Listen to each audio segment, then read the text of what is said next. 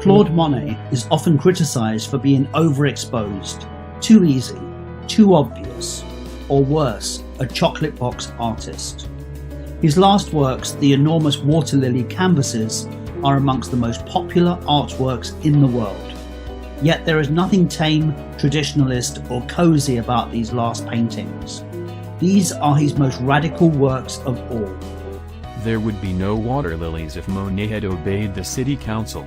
The ambitious painter imported water lilies for his Giverny garden from Egypt and South America, which drew the ire of local authorities. The council demanded he uproot the plants before they poisoned the area's water, but, thankfully, Monet ignored them. Also, some of Monet's water lilies were lost to fire.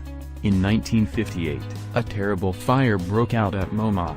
While many paintings were saved, including Georges-Pierre Seurat's Sunday on La Grande Jatte 1884, 6 were damaged. 2 of these were recently acquired water lilies works.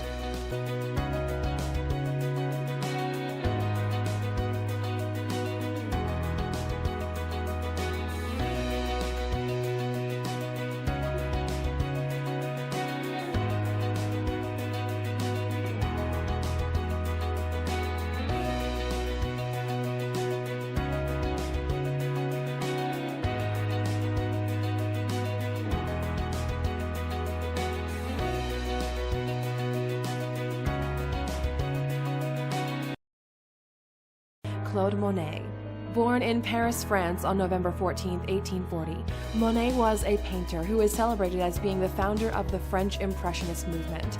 In a lifelong career, Monet is perhaps best known for his series of water lilies paintings that consumed more than 20 years of his professionally creative life.